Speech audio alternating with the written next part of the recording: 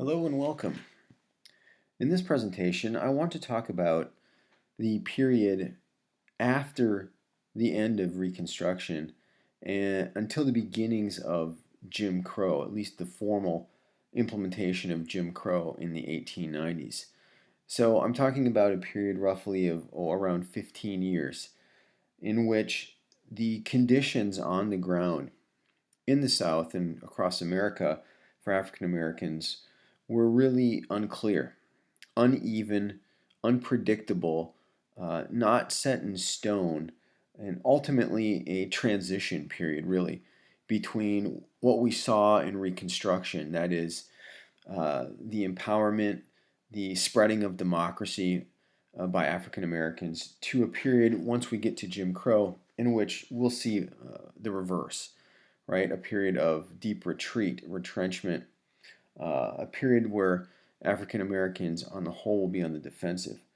This period that I'm talking about here, though, it's not clear that it's a period of ascent or descent. There's mixed um, trends occurring. And so it's a messy period. It's a hard period for historians to accurately kind of categorize. I'm calling this a period of immigration, negotiation, and ultimately redemption. Redemption, that is, for white Southerners. But again, it's a period where there's many things, often contradictory, going on here. But I think it will serve in the end to help you understand how we get from the end of Reconstruction ultimately to the beginnings of Jim Crow in the United States. So let's take a look at then what I think are some important kind of trajectories in this period. We're talking again between about 1877 and the early 1890s. And the first, I think, important kind of movement that we see is this renewed desire on the part of African Americans to immigrate, both to leave the United States as well as to migrate within the United States. And it's not, of course, a new idea after the Civil War, after Reconstruction, but this idea was certainly revived once the Civil War ended. In fact, in 1878, Henry Adams was a grassroots organizer, and he joined with the Shreveport-based Negro Union Cooperative Aid Association in calling for freedmen to meet in convention to devise a plan to, quote, unite as a race, unquote.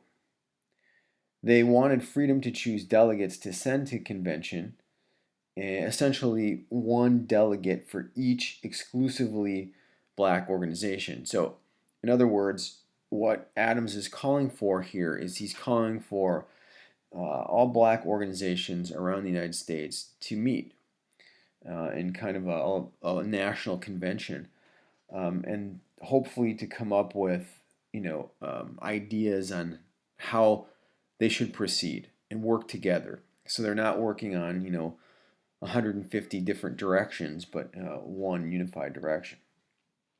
And so the idea then is one delegate from each of these organizations around the country. It was ambitious, but for Adams, he was born into slavery in northern Louisiana. He served for a time in the Union Army, and then after the war, he toured much of the South. And as a result of this, his experiences during and after the war, he ended up forming what was called the Colonization Council in 1874. And so his, again, I'm making quick work here of his thoughts and his ideas, but he basically came to the conclusion that it would be best if African Americans could leave the country. So he became in favor of immigrating back to Africa. And so, in his role with the Colonization Council, he asked President Grant to remove black people to territory where they could live, Liberia, if no other place could be found. So that was his idea. He followed that up in 1877 by sending a petition to then President Hayes for, quote, some territory in which we may colonize our race, the only hope and preservation of our race, unquote. So again, he was looking for some place where African Americans could go on their own, colonize, and kind of start from scratch. Basically, start their own new, country, certainly their own area where they could control and have autonomy.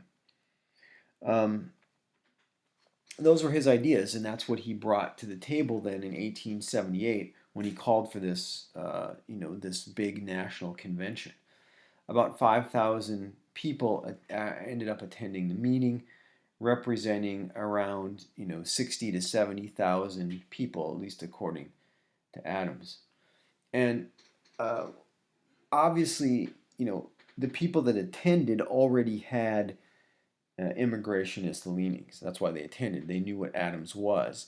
Those that opposed it, of course, they weren't going to attend. So the meeting wasn't really representative of every organization, black organization in the country, but it was a good sampling of those who favored, at least on some level, immigration or migration for black Americans. And it was a very strong sentiment um, by the late 1870s. And you can understand why, right? The end of Reconstruction, the experiences now that black Americans were having across the South in particular, renewed this idea of uh, immigration or migration. And just to be clear, it this was an idea that was reborn really at the very end of the Civil War. So in 1865, in fact, in the first few years after the end of the Civil War, you had over 2,000 black people immigrate to Liberia, just to Liberia alone. And many of them were skilled or literate somehow. So it wasn't just a field slave who had no education or anything. Um, and many of those people hoped to be kind of the missionaries to the next wave that would move to Africa.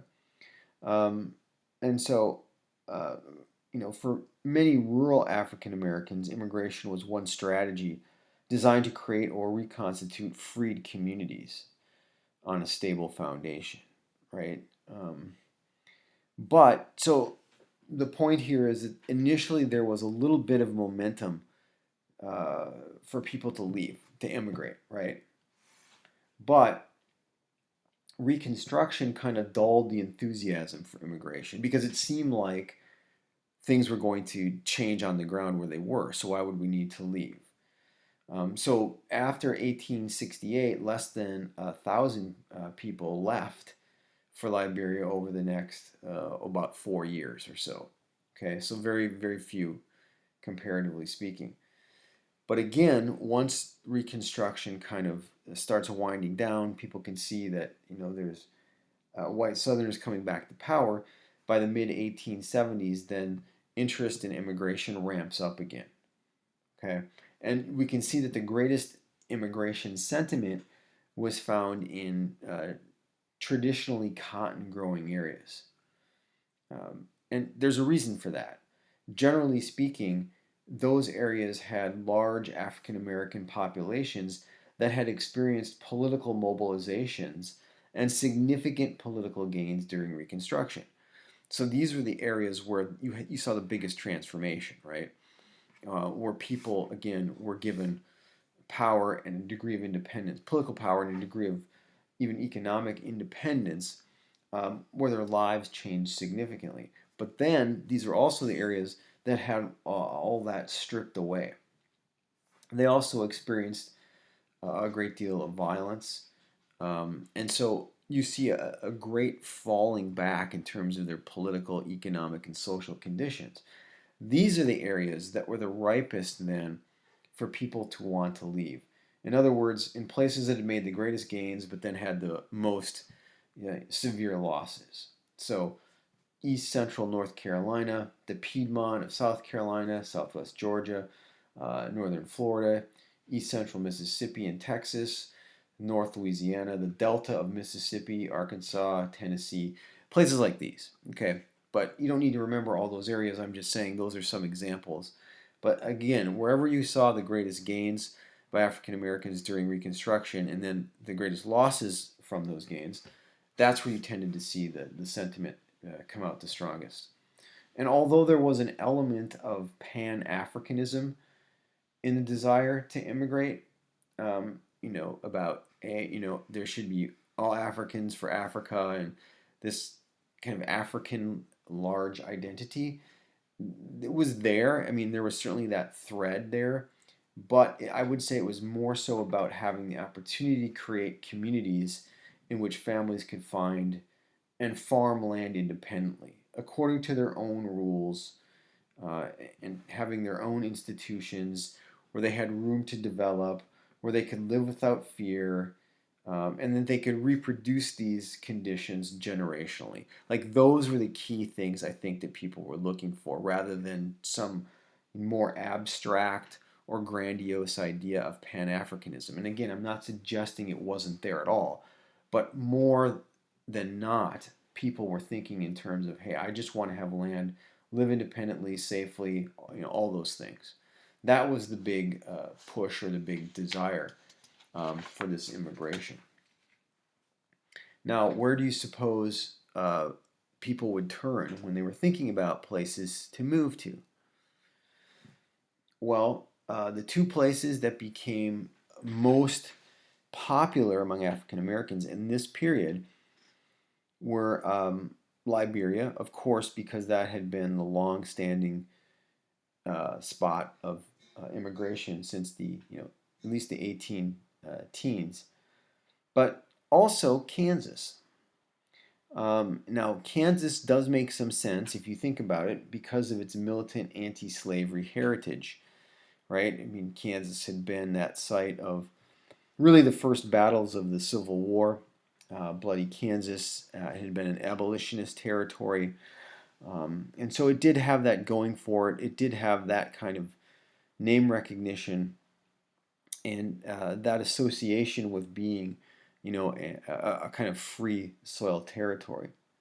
But more importantly, and more to the point in this period in the 1870s, um, is that there was something introduced in Congress um, called the Wyndham Resolution. And funny enough, it was introduced by a Minnesota senator. His name was William Wyndham.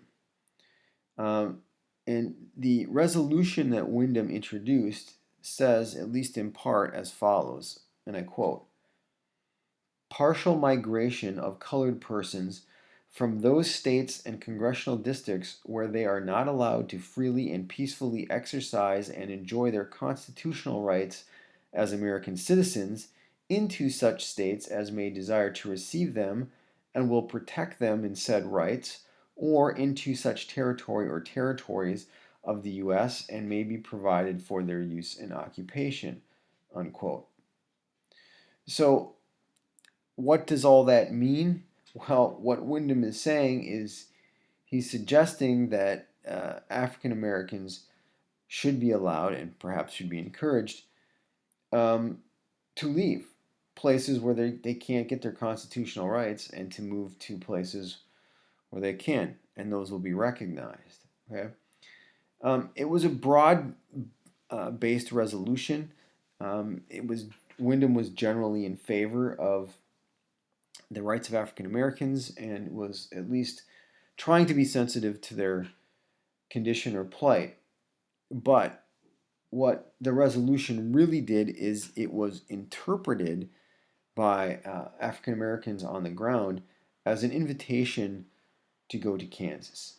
Um, and rumors started to spread really um, from the beginning that uh, there would be steamboats or trains or wagons coming to various locations throughout the South to pick up those people who wanted to go to Kansas and would obviously take them there. And so um, it was seen by many African Americans that Congress, that the government was in fact urging them to do this, that Kansas was going to be that place um, for people to go. And so, again, what you have here is you have people knowing about Kansas, knowing its reputation, um, then having people like Wyndham make statements or pass resolutions that seem to encourage people to go to these states, even though he doesn't name Kansas directly. And so this starts the kind of word of mouth and spread of this idea, and people begin to start making plans to actually leave. Now, most of the people who immigrated went in groups of around 20 to 100. Most were landless farmers. And clearly, they saw immigration as a way to assert and protect their own prerogatives from the challenges and invasions of white planters. Um, sometimes white planters insisted that black women and children must work in the fields, or they couldn't live there. That's basically what the white planters said. And so, in this sense, home rule was personal, right?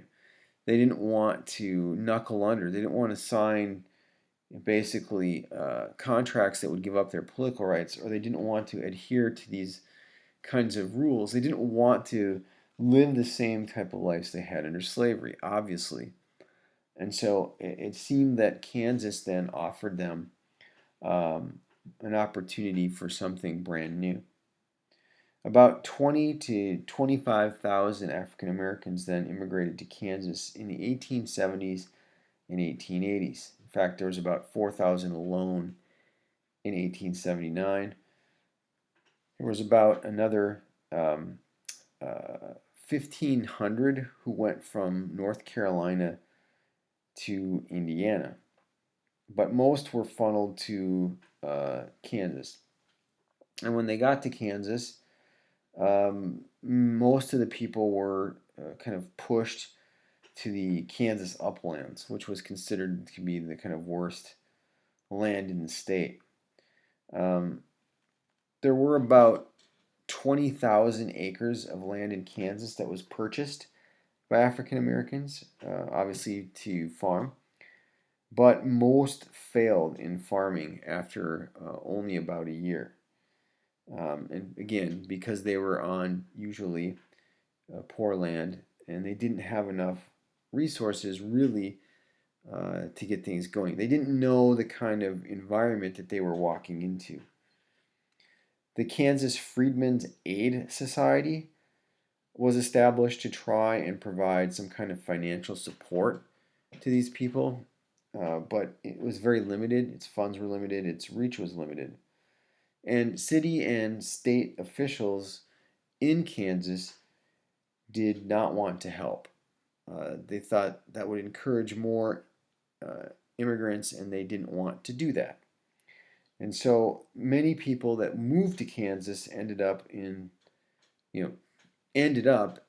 going to cities and working as domestics. Their dream of having their own independent farm um, died pretty quickly. So it was a big phenomenon, again, in the late 1870s, early 1880s, for people to go there, or even if they couldn't go there, to want to go there, or maybe to try to go as far as they could towards Kansas, things like that. But in that same kind of era, only about 388 African Americans immigrated to West Africa. So that's less than the entire Reconstruction period. So what we see then, if you think about this, is a pretty significant move from kind of southeast to west. Again, mainly in Kansas. They went to other places. The migrants went to other places as well, but that was the main destination. So the wave of migration was significant for this period. Not as significant as the next wave of migration will be when we get to the 20th century. That's going to be much more significant. But again, this is an immigration period that is often overlooked People, when they talk about the black migration in America, usually talk about migration from south to north. And again, that's true, but people often overlook this migration, which was this kind of, again, east to west move.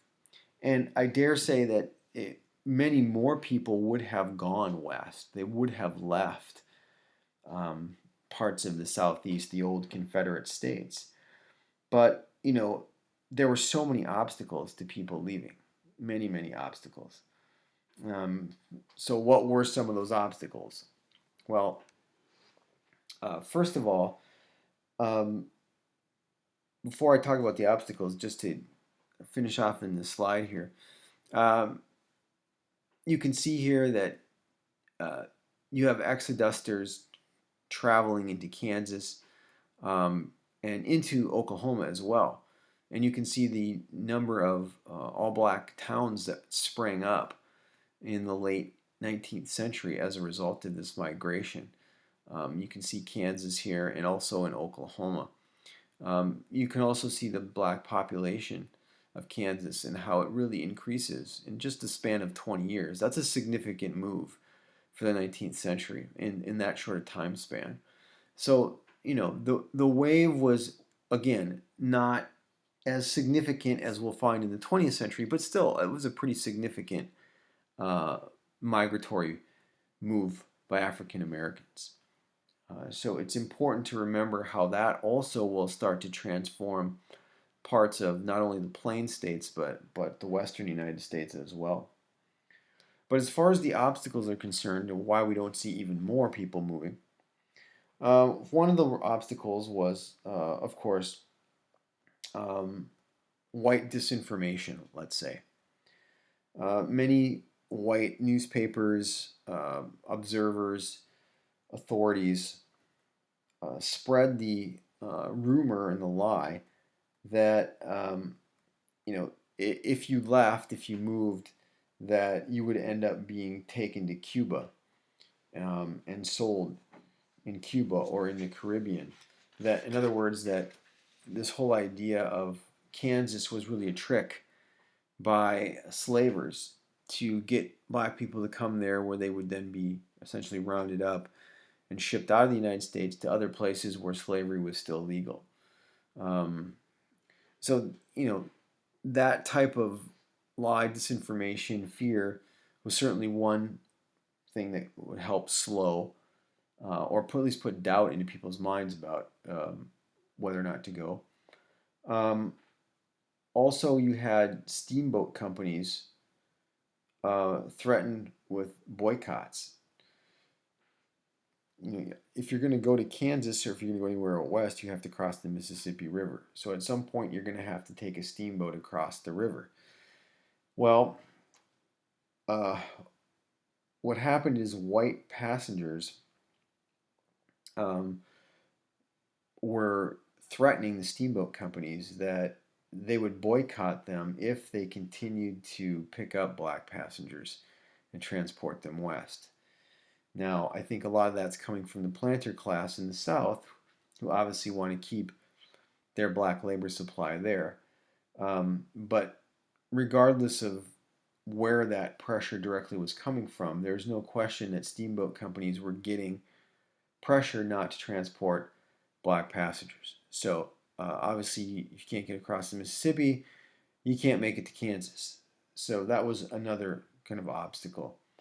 Uh, Another obstacle was basically theft, stealing black people's belongings so they couldn't go, whether that be money, whether that be valuables, whether that be taking their uh, crops that they intended to sell so that they could make the voyage west. Things like that were all obstacles to migration. But then there were other obstacles as well that didn't necessarily come directly from, Southern whites. Black leaders were an obstacle. Black leaders like Frederick Douglass was very outspoken in his opposition to immigration. He called it a quote, disheartening surrender, unquote. And he thought that the immigration campaigns were the cause of political tricksters land speculators, defeated office seekers, and northern malignants. Those are his terms. So he thought, again, that you're just uh, getting onto a trail that will end in disaster. Um, that and there was some truth to this, right? That you'll get all the way out there, you'll be sold land that nobody else would want, right, by these white land speculators, and then you'll be stuck, and then you won't be able to make a living, and then you'll end up having to sell the land back to that same speculator for pennies on the dollar. And so he'll have made money off of you, then got his land back and still made a profit, right? And again, that was true to a large extent. Um, so I'm just saying for reasons like that, Douglas, and there were others, not just Douglas, um, the bishop of the African Methodist Episcopal Church, Daniel Payne, Blanche Bruce, you remember the U.S. Senator, they both opposed immigration efforts. So there were a number of prominent black figures who came out against that as well. And obviously that had some sway in the black community, and it had some effect in keeping people where they were rather than migrating. Um, there was also opposition, by the way, from black people in Kansas who didn't want black people from the old Confederacy to come to Kansas because they feared an influx of poor people. And so many of these African Americans actually produced letters saying that Kansas had no land. Don't come here. There's nothing open for you. And the Kansas government actually endorsed that, backed that basically ad campaign. um, Local leaders, I'm talking about local black officials in many places in the South, also opposed immigration because they wanted voters, right? They still held out the hope that black voters could keep them in office. And they thought that there was a way that they could reconcile or that they could still achieve some measure of power. And so, again, there were a number of prominent black officials who were openly and on the record against any type of immigration. Um, so that's another factor. Yet another factor in preventing people from migrating out of the South. Um, I mean, I don't know any other way to say it other than the obvious, but poverty and dependence, right? Um, you know, until 1874, the American Colonization Society offered ship passage and land titles to Liberia to immigrant families. So, up until 1874, if you wanted to go to Liberia, the Colonization Society would pay your voyage and would give you at least a title to some land in Liberia. Um, Now, that was withdrawn in 1874. So you now had to pay your own way, and you had to find your own land. So obviously that's going to be a disincentive for people. Certainly, it doesn't have anything to do with moving west in the U.S., but certainly if you want to go overseas, that option is really closed. Also, ships sailed in the late spring. Again, this is if you want to go overseas. But African Americans already had entered into yearly contracts and planted crops. So when the ships actually were leaving to do their annual voyage, African Americans weren't available at that point. They weren't free, literally, to go to try to go across to immigrate. So, I mean, those were obviously very important obstacles. And then, as I said, the most important perhaps is they couldn't afford the travel costs. Even if you could get the time, um, how are you going to pay for it? So the money just wasn't there for most people. It just wasn't. So the numbers who migrated or immigrated hide the extent to which the idea of immigration took hold among African Americans in the South in the 1870s and 1880s. So, again, just to try to contextualize this uh, one more time, as you can see here, there was a significant wave of migration westward, but that migration wave would have been much, much more significant had it not been for all these other barriers. And again, the idea, the desire on the part of African Americans to leave the South was pretty widespread in this period. There were many, many people who wanted to go, but simply couldn't go because they couldn't afford it. Um, or couldn't go because the steamboat companies wouldn't transport them, something, right? So the the desire was deep. The ability to move, though, was more limited among the black population in the South. Um, so those are all factors why we don't see more of this immigration movement. But there's also one other factor that deserves, I think, a little more attention than the others, because it kind of overlaps with some of the other issues that we're dealing with in this period, Reconstruction and ultimately Jim Crow. And make no mistake about it, one of the major factors in keeping African Americans in the South was, force. There's no question. The use of force was pivotal to preventing Black Americans from leaving. And the way that the South really began to do this um, was through convict leasing. So let me talk a little bit about convict leasing here as it spans the time period here in the 19th century. And then this will allow us to go back to the larger narrative that I was talking about.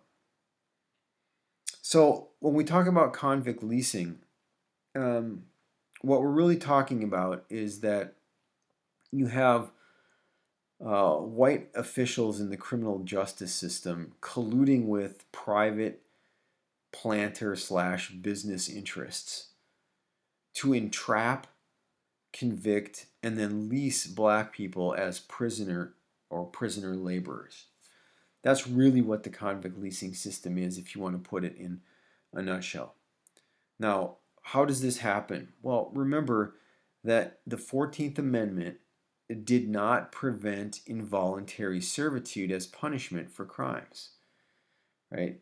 So they found the loophole in the amendments. It abolished chattel slavery, but it doesn't mean you can't, use some kind of involuntary servitude as a punishment for a crime.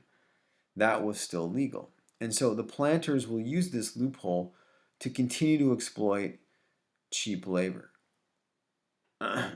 So the South, if we're looking at kind of how this began, the South had a history of placing prisoners with industries that would house prisoners in exchange for their labor.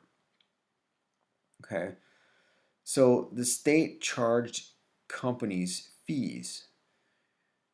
Basically, they were renting prisoners out by the month. And as you might expect, the highest fees were for the strongest workers and importantly, the longest sentences, right? Because if you were a company using this labor, you'd obviously want someone you could count on for a while. And so longer sentences brought in more profit to the state. There were no safeguards or requirements for working conditions or treatment of the prisoners. Typically, a convict laborer worked from 8 in the morning until 8 at night. They often walked miles to the work site, especially in the case of like working in mines. They worked 6 days a week, and oftentimes things like water was not, I'm talking about, clean, potable water, wasn't provided. You were required to get the water yourself, from a muddy hole in the ground. Obviously, you were chained, you could be whipped, and even tortured without any worry of repercussion. So, obviously this was slavery intensified. And you got to understand that these were private prisons in most cases, and they gave a percentage of profit to the state. And the state then was able to save money on its prison budget, right? So it was seemingly a system designed to help both the state, and it was designed to help private interests. Private interests would get, you know, basically free labor. There was a cost to them, but there was a cost even when you had slaves, right? You had to give them some food, some clothing or whatever. You had to give them something to keep them going. So they'd have to do the same thing here for prisoners, but by and large it was the same effect as slavery. And then the state got money on renting out these prisoners, right? Or they got a share of the profits, whatever the arrangement might be. And for the planters, for the businesses that got this labor, they didn't have to worry about labor strikes, right? They're prisoners. So, the planters actually did the numbers, they did the math, and their costs using convict labor were 50 to 80% less than they would have been had they used a quote unquote, free wage worker, right? 50 to 80% less. That's significant. And obviously, part of the built in um, system here, part of the built in strategy, was that the workers would eventually wear down. And in fact, 30 to 40% of the convict workers died within a year of working in this system. But that was acceptable. That was kind of calculated into this whole process. It's fine. It didn't matter. Just get another one, right? So this is how the convict system worked. And obviously, you know, it was easy, right? It was, you create laws, you find any way to issue trumped up charges against now former slaves or freed people, and you get them into the justice system. You charge them, you find them guilty, and then now they're laborers, right? I mean, it's a very obvious, easy thing to do. And so between 1877 and 1879, the Nashville prison population was 67% black in that 2 year span.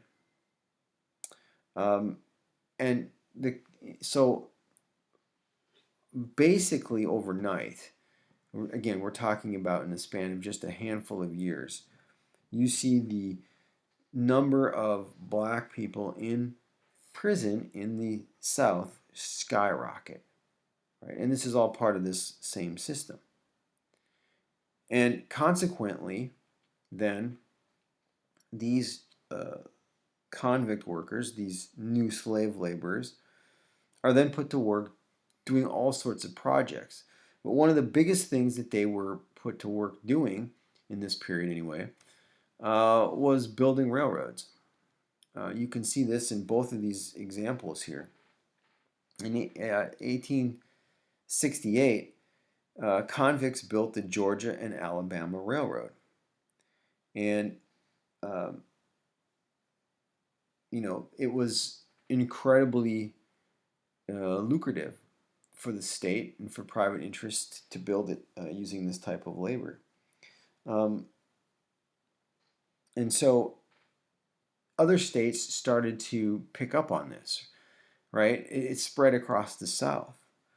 The state of Alabama earned $14,000 in 1874, which, by the way, was the first year it started to use convict labor. Okay, so $14,000.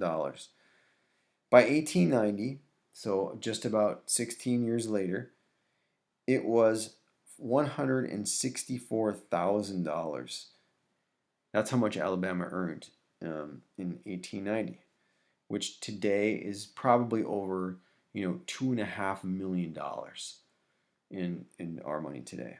That's how much they earned from convict labor. They didn't do anything.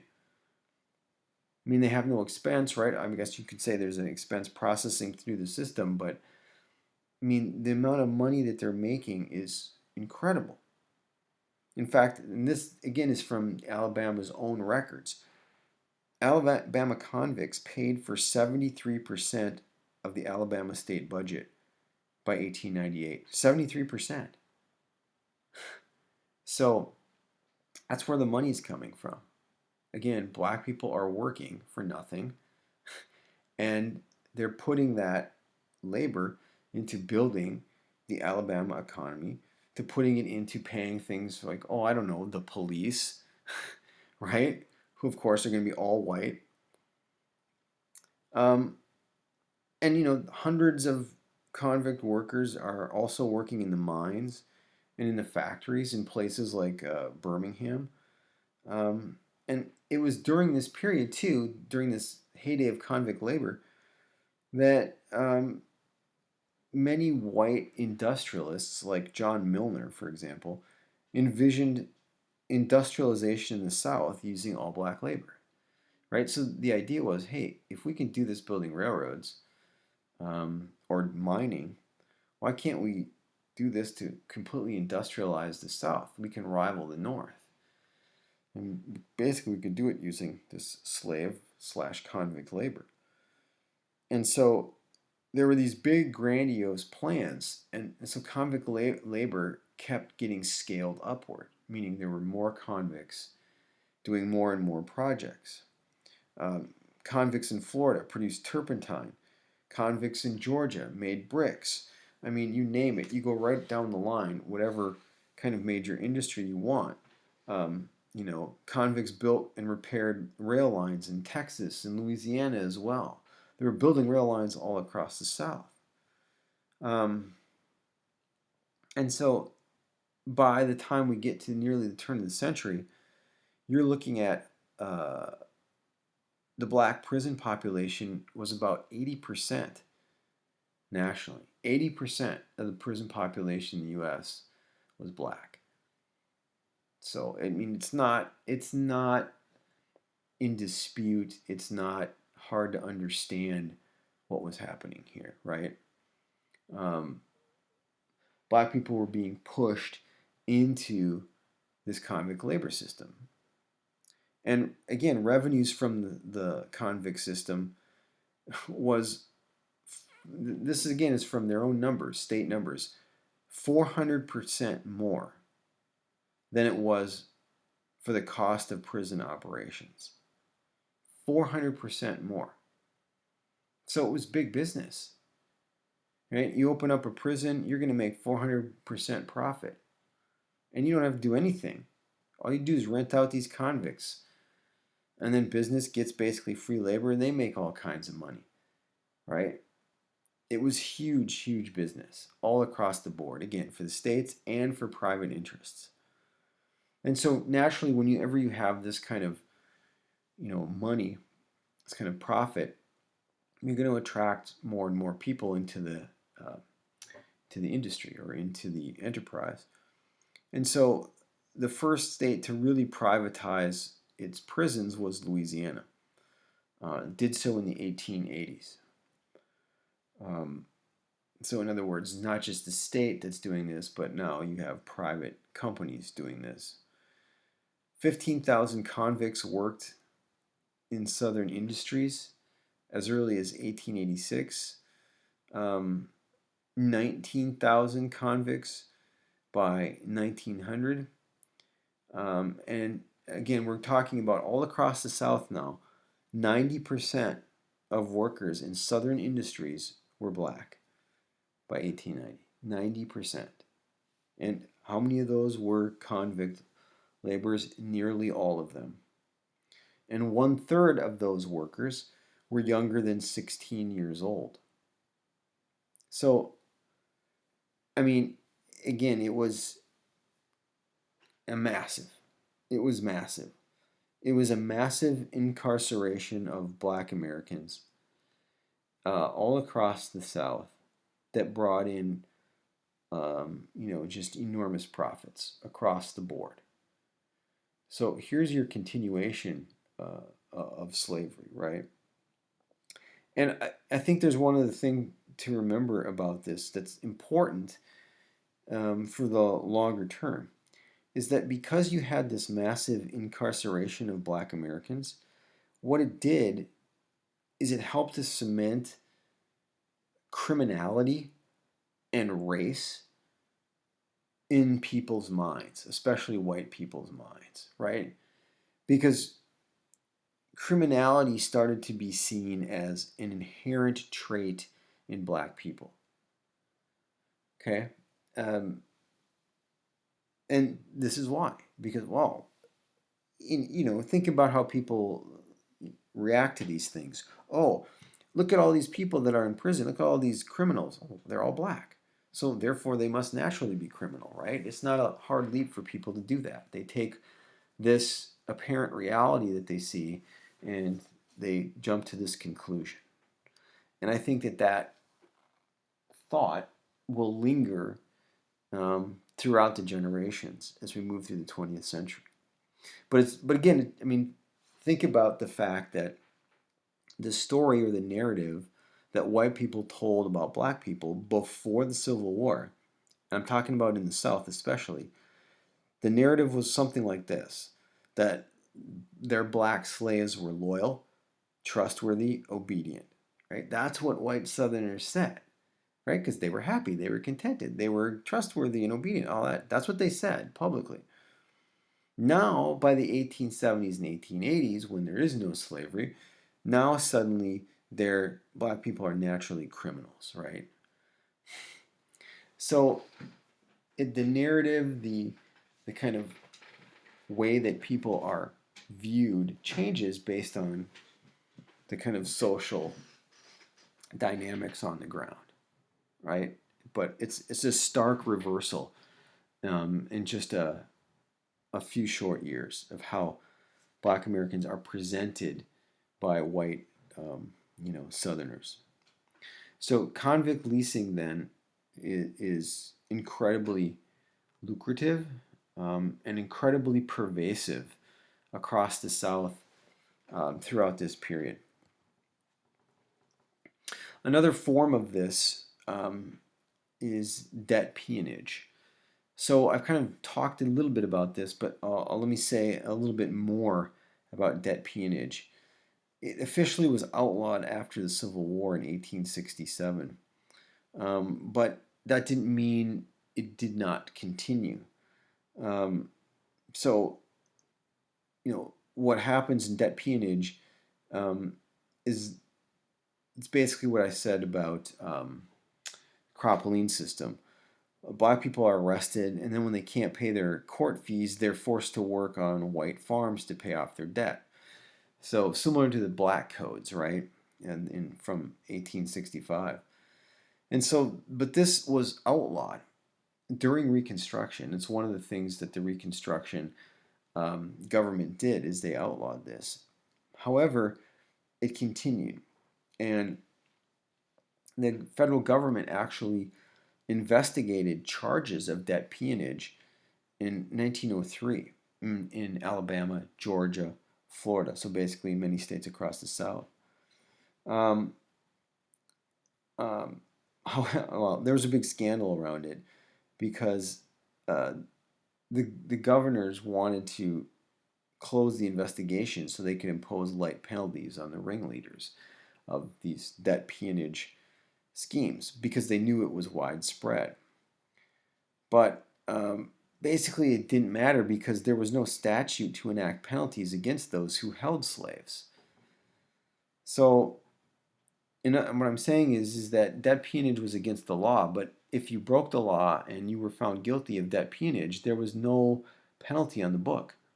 So, what would be the consequence? It was unclear. Nobody really knew because debt peonage was considered a form of slavery, which of course it was. But what I'm telling you here is that it went on, even though technically on the books, it was illegal. And so this erupted into a big scandal that they called it the debt peonage ring around the turn of the century. And so people who investigated this wanted there to be charges and sentencing and so on. But in 1906, those who were convicted of operating slavery were actually pardoned by the President of the United States, Teddy Roosevelt at the time. So it wasn't until 1941 that the federal government begins prosecuting those holding people in debt peonage. Okay, so, I mean, from 1867 to 1941, that's how long it took for there to be real action against debt peonage, against keeping people tied to the land, basically keeping them as slaves. Okay. But I would want you to know that that's something else that was going on. And the Cropline system is a part of this debt peonage as well.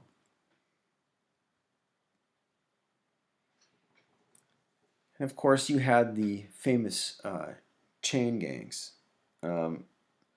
So there's layers of this prison industrial complex, as we'd call it today, in the 19th century. So in county governments in the South continued to lease prisoners.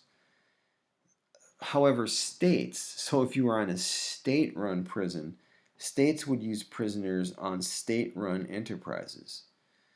And so that's where you tended to see the chain gangs, is on state-run prisons.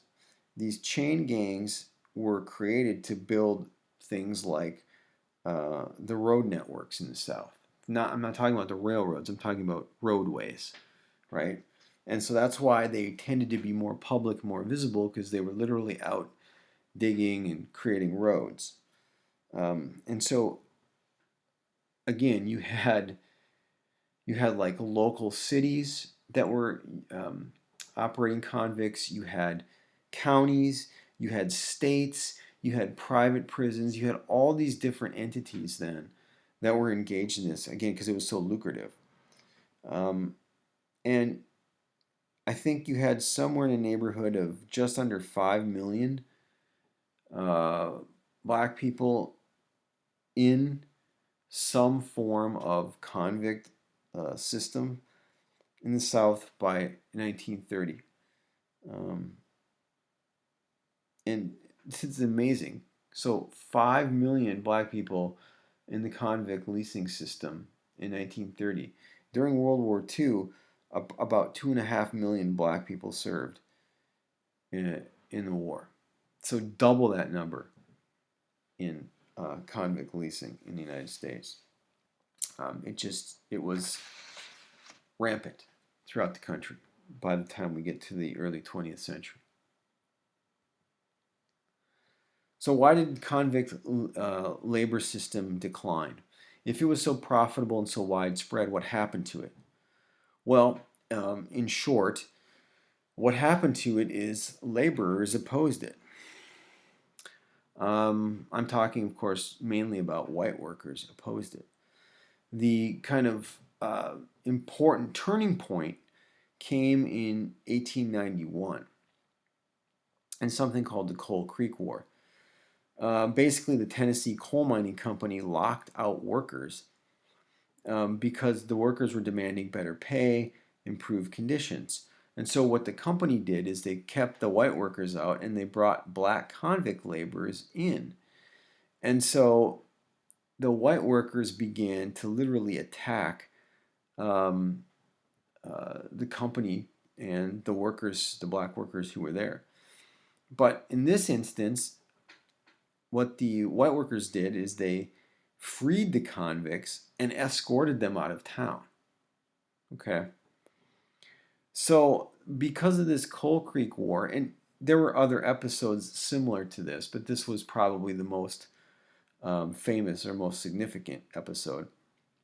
But what happens out of this is it made owners, planters, state officials, etc., it made them more fearful of using convict labor in the future because they could not control them well outside. And of course, it was bringing attacks uh, from workers themselves.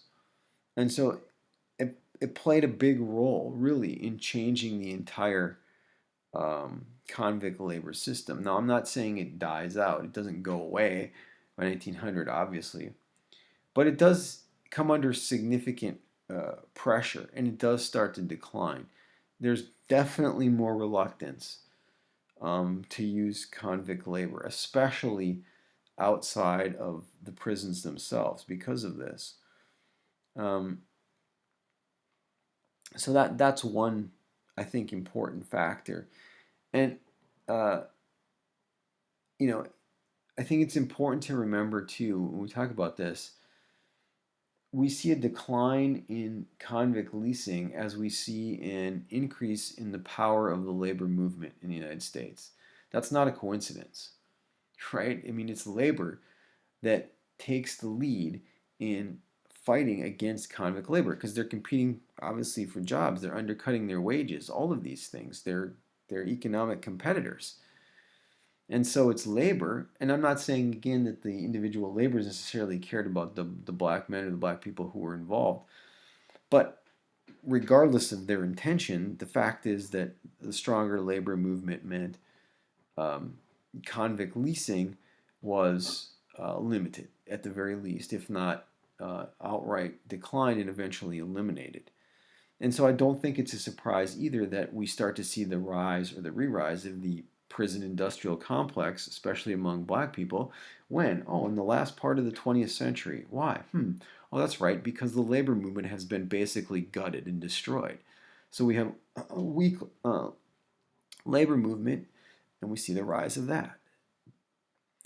That's why it's important that you see these movements as being complementary, overlapping, and reinforcing, even if they're not intended that way, right? Even if they're not explicitly intended that way, they work to help one another. A strong labor movement would definitely weaken something like the prison industrial complex. And that's what we're starting to see here. In the late 1800s, we start to see the labor movement start to flex its muscle and start to gain more power. Um, you know, if you're an owner or if you're the state, the last thing you want is to send out a bunch of convicts and have them freed by attacking workers, right? I mean, you're going to lose tons of money. So they don't have an interest in that. So what do? They, being the state and those who are benefiting from convict leasing, they decide to change their tactics. Um, They decided, in the case of Tennessee, to build this Brushy Mountain State Prison. Um, Brushy Mountain State Penitentiary in Tennessee, really.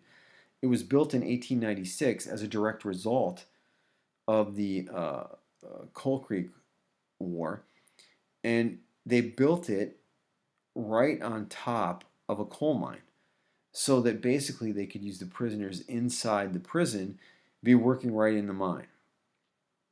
And that's what they did. That's how they got around so laborers wouldn't necessarily attack them. Hey, it's the prison. We're not sending laborers out, they're just in the prison. It just so happens that they're sitting on top of a mine. And so this mine actually operated until 1966. So that was one of the ways that they tried to change their approach to using convict labor. So again, it doesn't necessarily end, but certainly they have to get more creative in the face of labor opposition.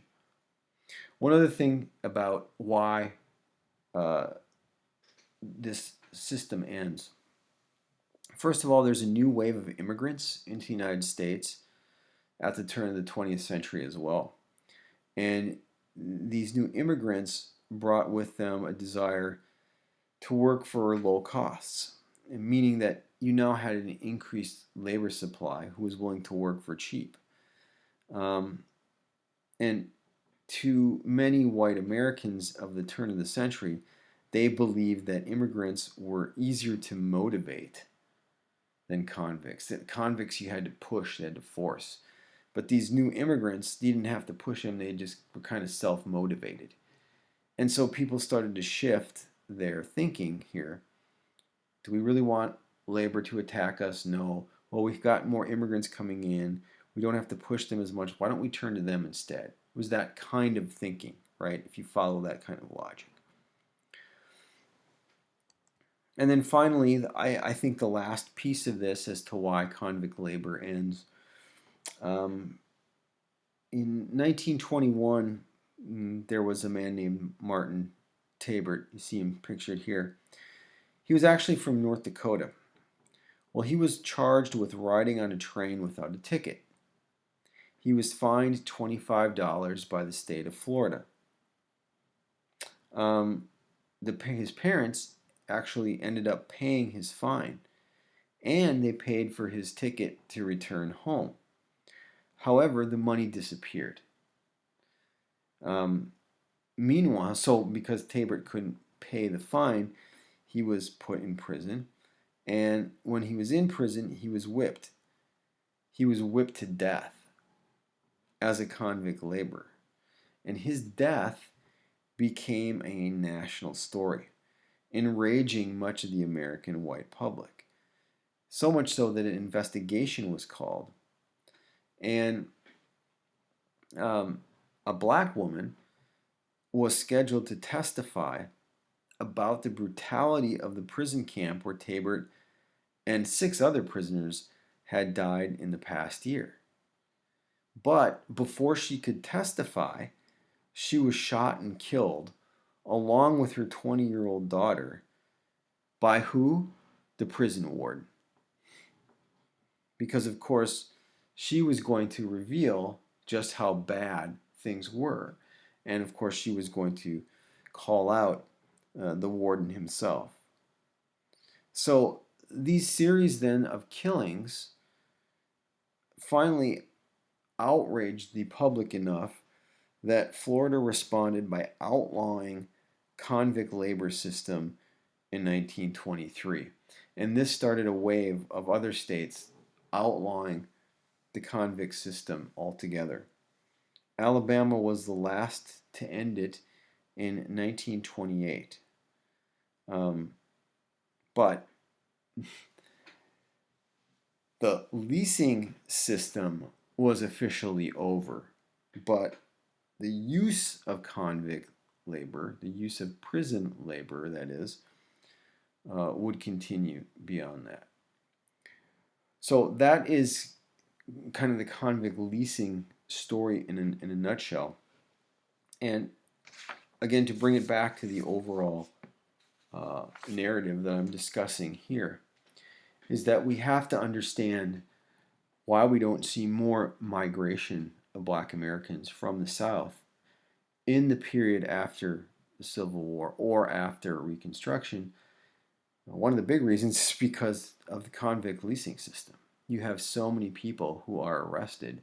And again, you're arrested for trumped up charges, vagrancy, whatever garbage they want to make up, and then, of course, put you to work. And so all of these things taken together then are reasons why we see people not moving in larger numbers throughout the South. One last point before I move on to talk about the next stage in this period, and that is that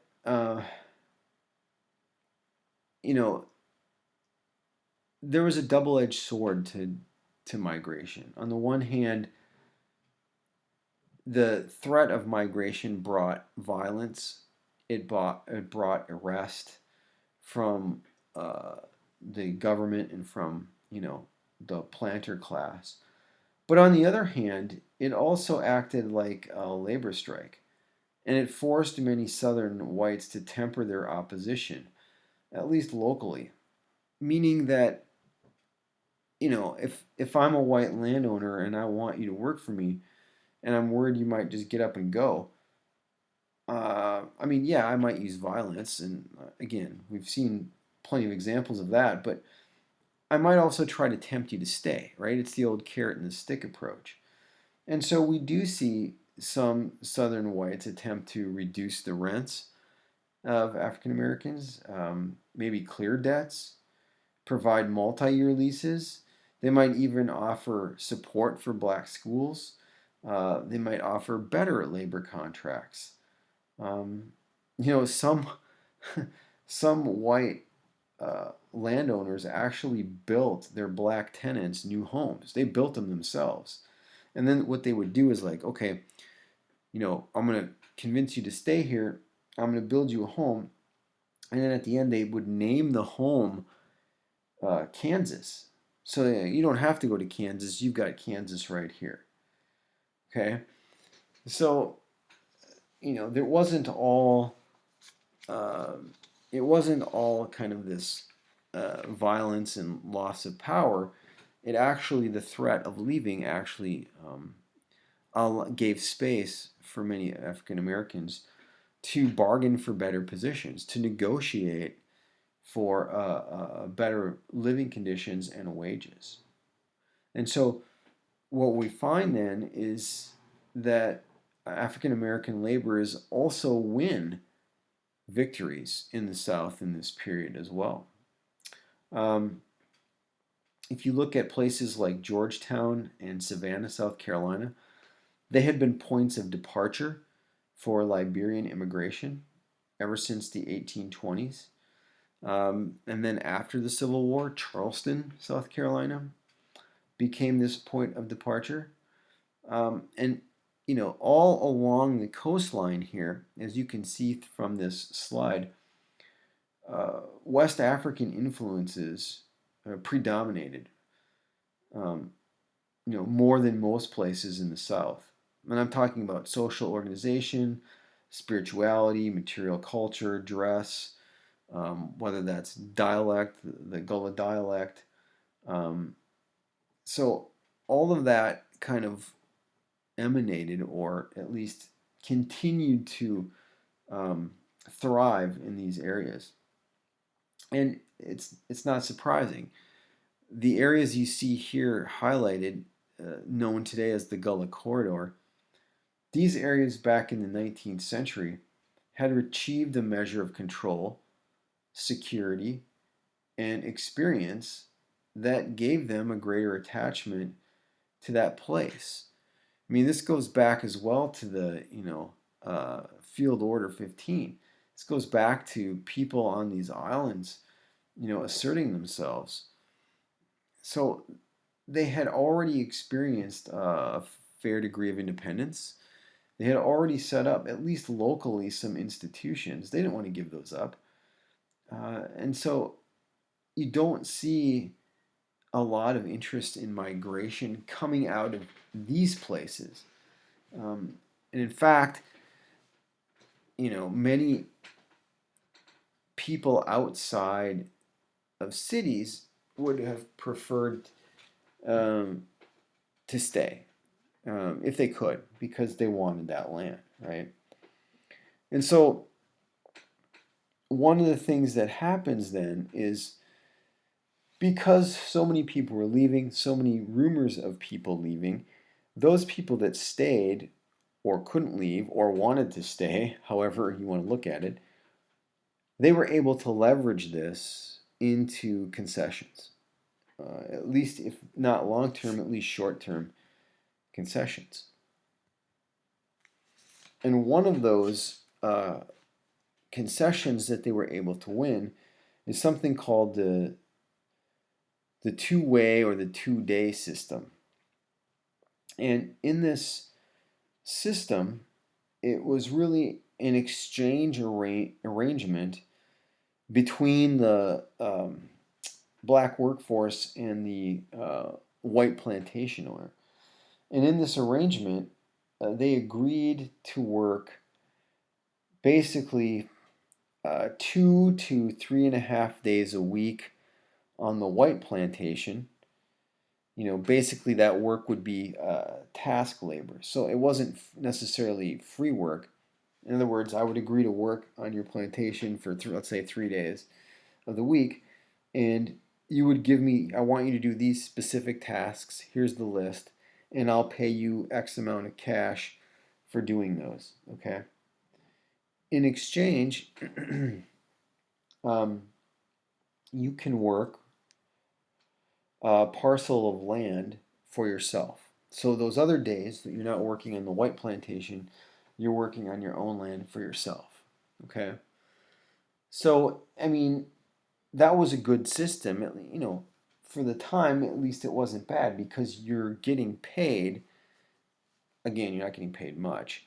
Let's be honest. But you're getting paid something for that work on the white planters' land. But you're also getting, you know, the majority of the week to work on your own land. So is it perfect? No. But is it a compromise? Yeah, absolutely. It's better than signing a contract and being debt peonage, or being a straight sharecropper where you've got to pay the white landowner something, or excuse me, pay your whole crop every year. Where you're completely at their mercy. There's some degree of independence here, and in addition to that, after 1873, the white planters started paying uh, in checks, quote unquote checks. So uh, checks meant that you could only, it's basically script money where you can only use it at the company store.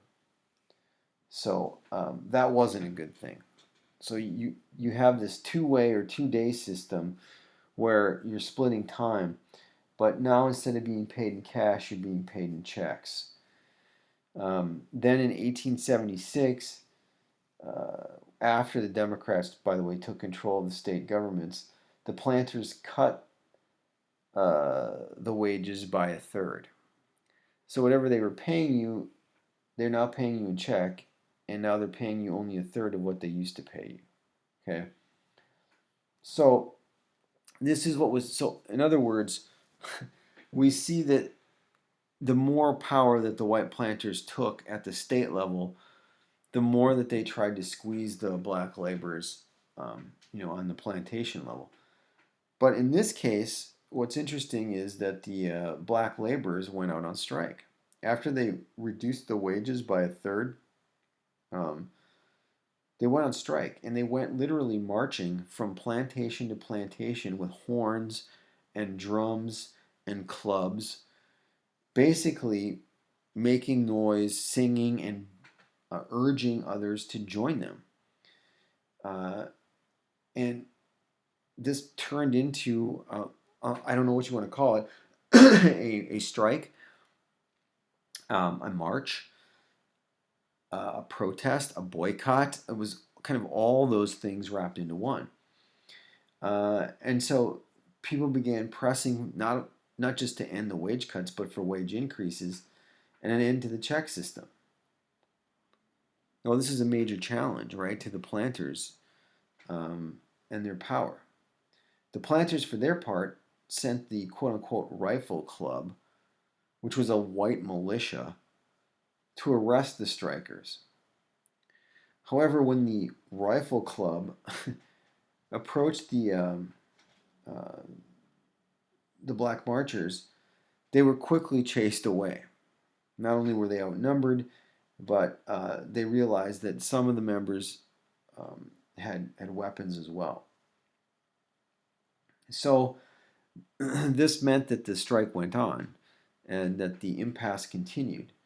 So the governor, whose name was Chamberlain, he was a Republican, and he was supposedly sympathetic to the strike. He went to see Robert Smalls. You'll remember Robert Smalls was the black U.S. congressman. And basically, he asked Smalls to go talk to these people on the ground. Right? Go talk to these black strikers, and it was one of those ploys where basically get him to go back to work. Um, Smalls went down to the plantation where the people were still mingling, and he tried to talk to them. And you know, that it wasn't Smalls talking to uh, the workers as much as the workers ended up talking to Smalls, if you get my drift. And people were angry, and they basically told Smalls, you know, we're gonna we're gonna take the planter, we're gonna tie him up and give him 150 lashes on his big fat ass. You can take that message back. That's basically what they said. Um, Smalls got the message. He went back to the governor and he said, "You better abolish the check system and give him a wage increase." That same day, the planters agreed to pay cash for all labor once a week. So it was a victory, right, for the black laborers. Smalls then went back to the group not only to tell them about this, but Smalls asked that all of those who had warrants issued for their arrest to step forward. Everybody stepped forward. And so Smalls said, "Okay, then I need you to all walk with me because we're going to the courthouse, going to jail." All the people walked with him unguarded for 14 miles to the courthouse. The next day, so I mean, this is every black laborer in the area, right? The next day, the black judge, by the way, here's a you know consequence of the Reconstruction government.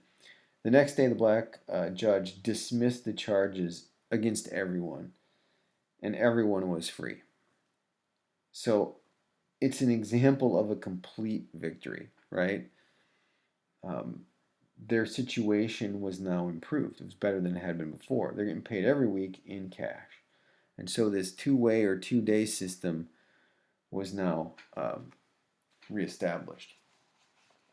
And that's a big and impressive victory. We also see the same or similar type of thing among black sugar workers in Louisiana, who also went on strike and formed the Workingmen's Protective and Mutual Aid Association in 1880. Right? But perhaps the biggest example of victory, and I think a situation that exemplifies what the 1870s and 1880s were in the South, I think, is the Readjuster Party and the story of the Readjusters themselves. So let me briefly tell you about them and why it's so representative.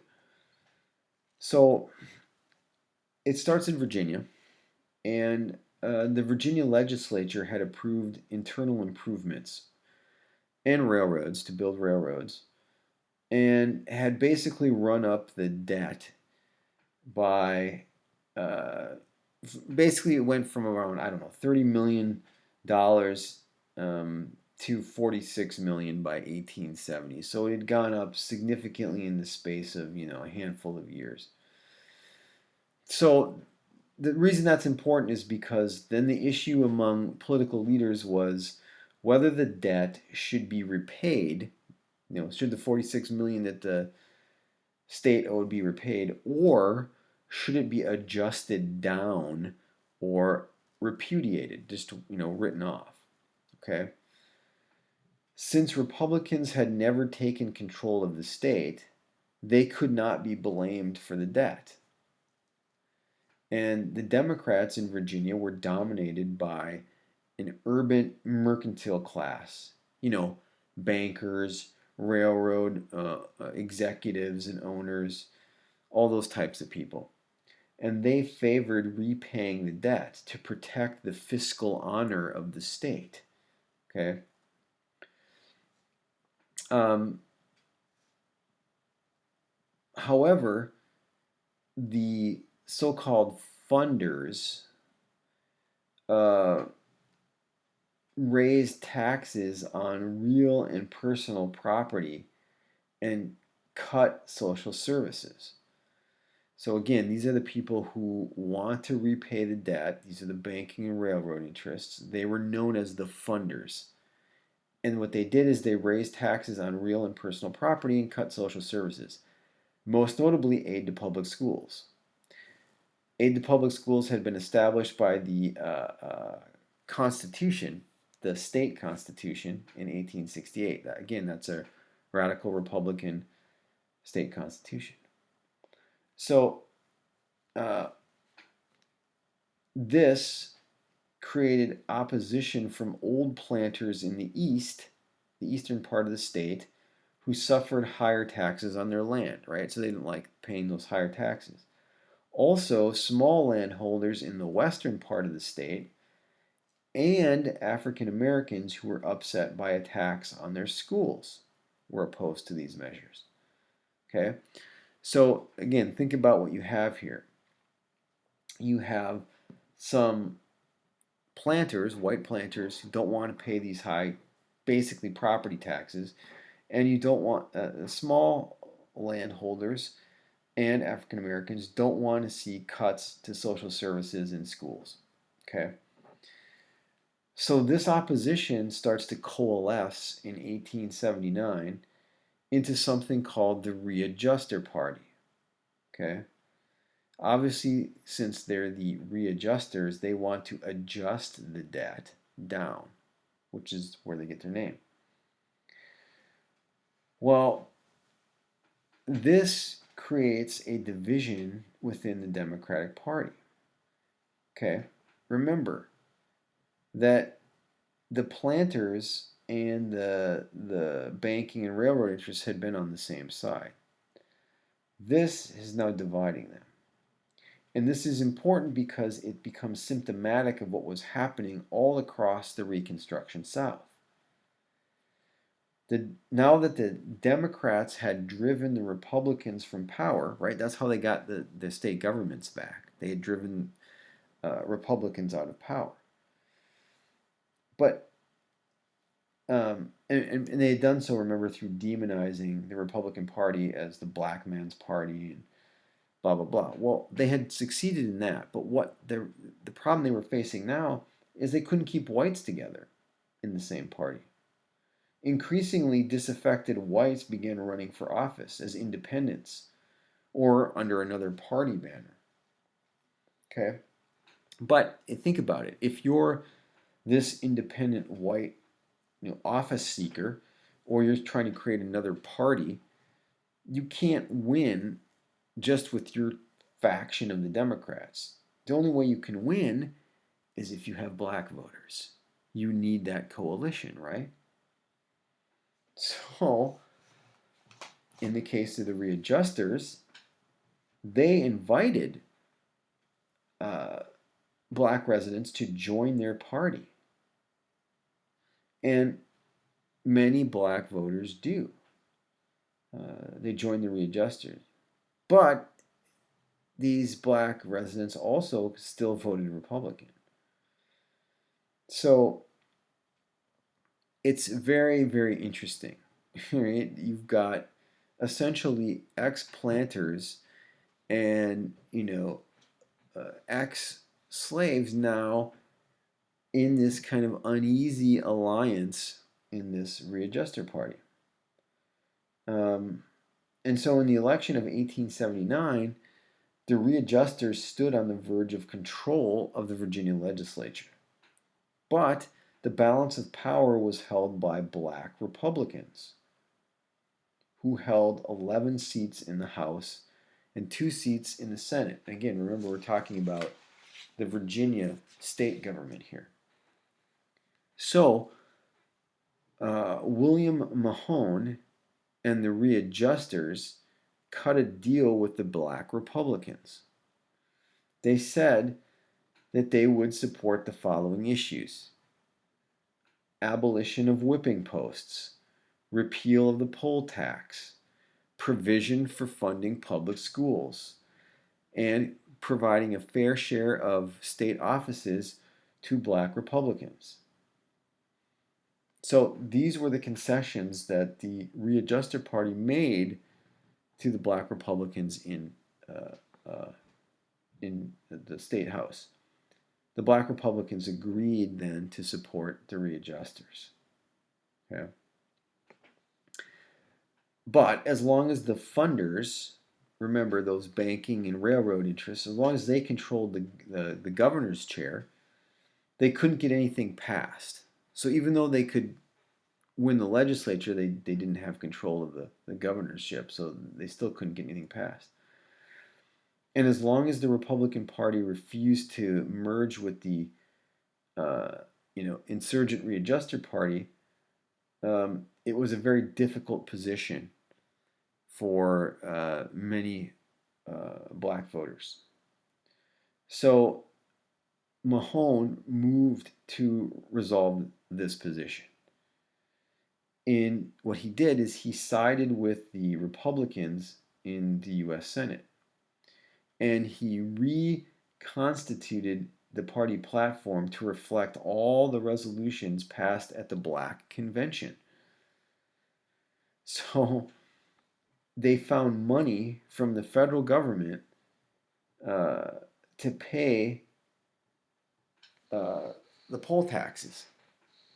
So in other words,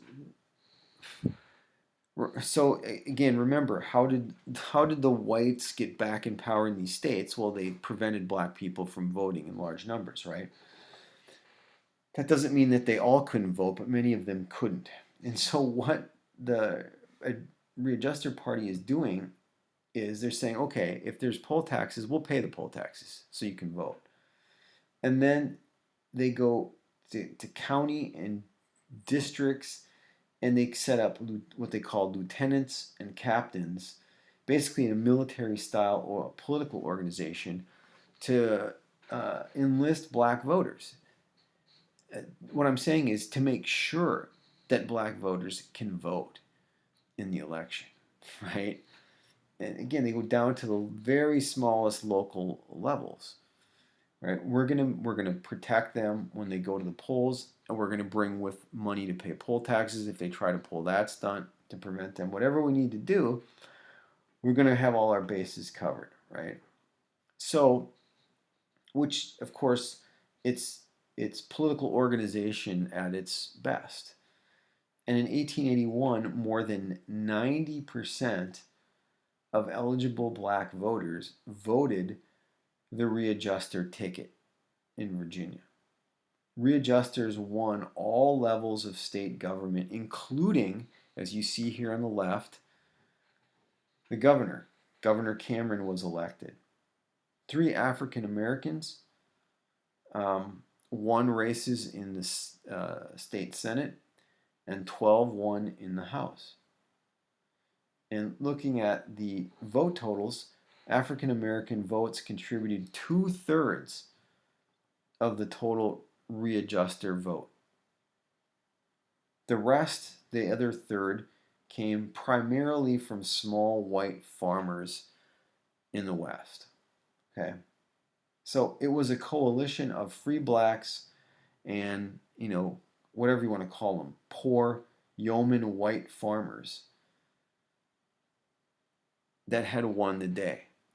And when you think about it, that's the exact coalition that the radical Republicans had dreamed about after the Civil War. That's the political coalition that they wanted to create to reshape and ultimately control the South after Reconstruction.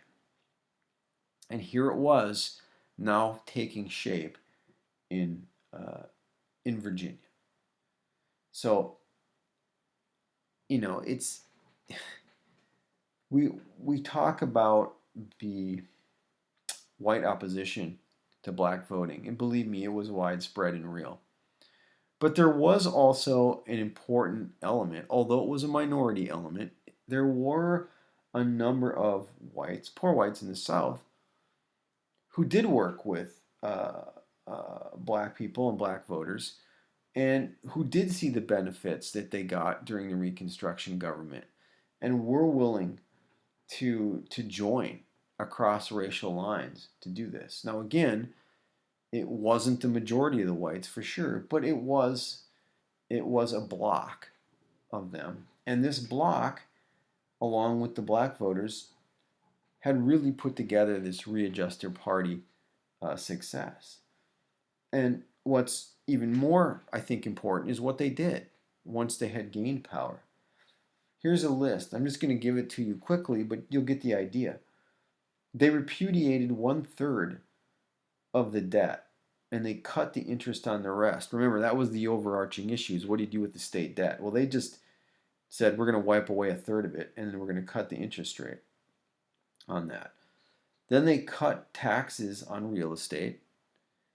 They raised taxes on railroads, banks, and corporate property. That's the key. Not all property, corporate property. They chartered labor unions, so they basically endorsed and promoted them. They repealed the poll tax. They increased school funding and social services. They abolished the whipping post. They uh, they put blacks on juries. In fact, the funny kind of comment about it is that when black people were allowed to serve on juries in Virginia because of the Readjuster Party, the many of the white judges complained. In fact, one white judge said, he actually put this down in his record. He said, "quote My court looks like Africa. I have so many colored people in it," unquote. But that's one of the things they did. Uh, they gave money directly to black schools. In fact, black schools multiplied from 675 to 1,715 in the space of 4 years, right? Almost tripled in the space of 4 years. That's unfathomable.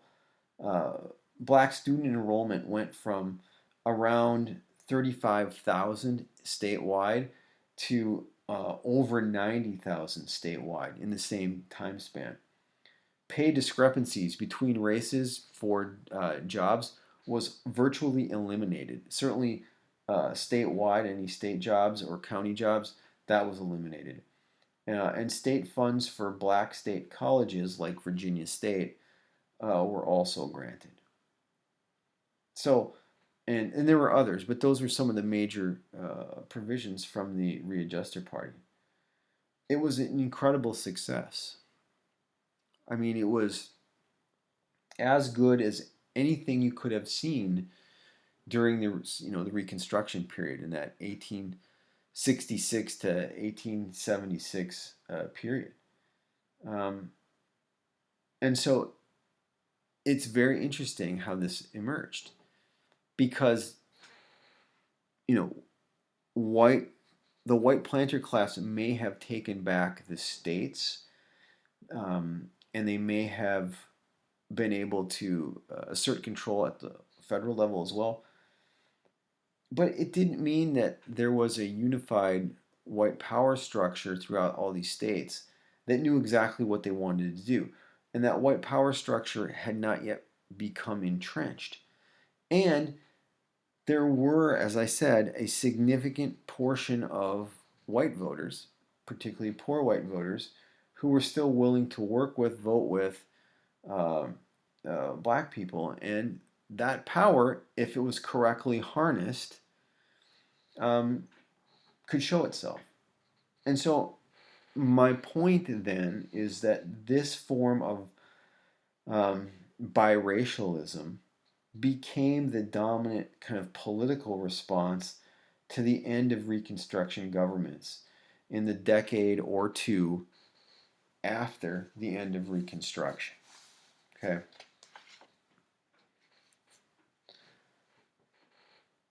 In places where, African Americans um, had resisted paramilitary violence or still held overwhelming numerical advantages, often arrangements known as fusion emerged.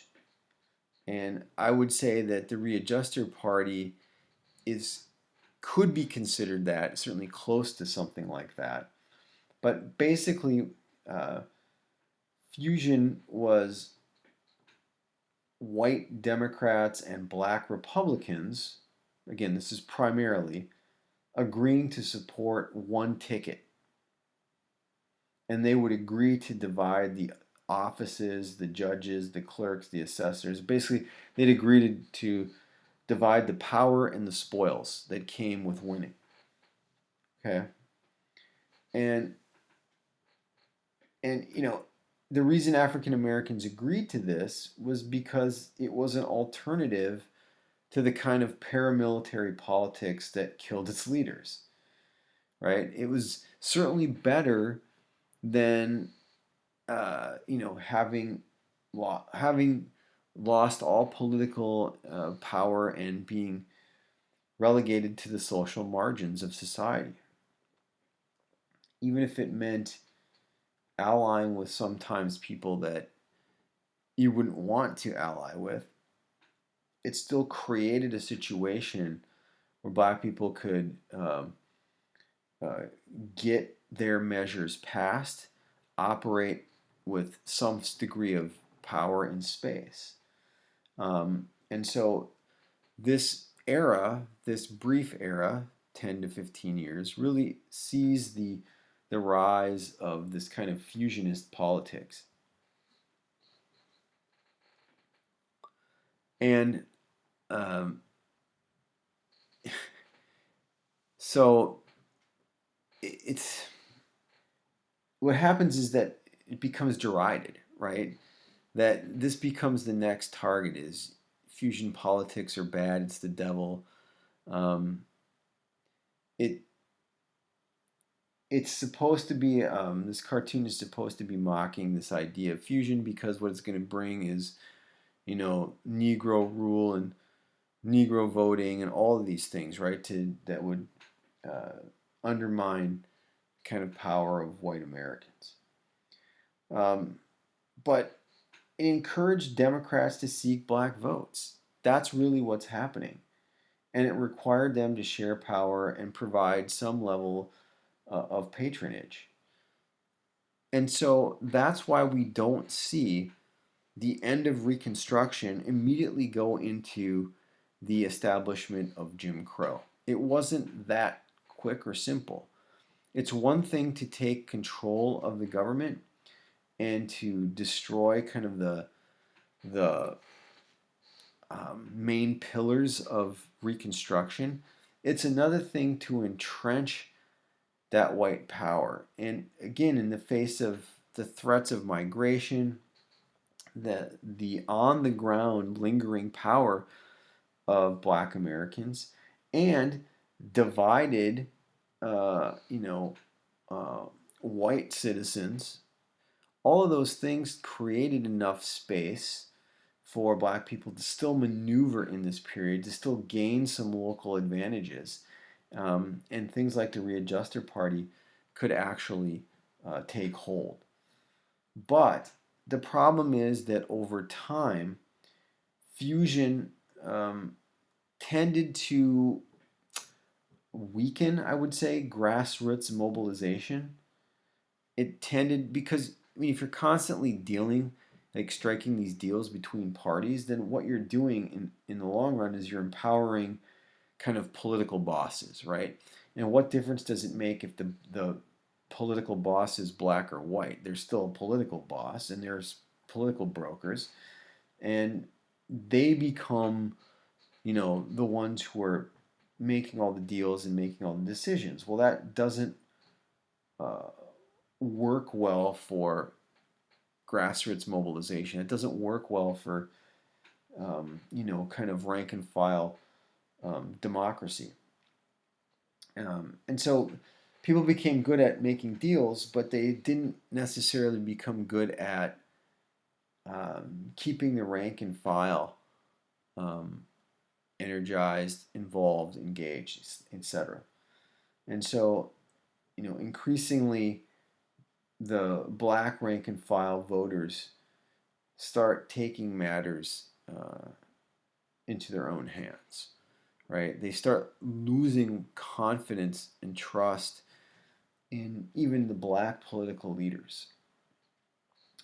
And so that means that while fusion works in the short run, in the long run, what black Americans are going to do is they're going to search for other ways to assert their power, other ways to have their goals and their problems solved, right? And that will cause the rise of different organizations. And ultimately, those moves will lead to the beginnings of the institution of Jim Crow. But at least for this period, then, this 1877 to, let's say, the early 1890s, this period of transition, negotiation, migration, all of these things were happening at once, creating a very kind of mixed that political and social and economic dynamic for African Americans, one in which was enough movement and space where they could still carve out some power and assert that. But the 1890s will prove to be a very different period, and we'll have to talk about that in another lecture. So thanks for listening to this one.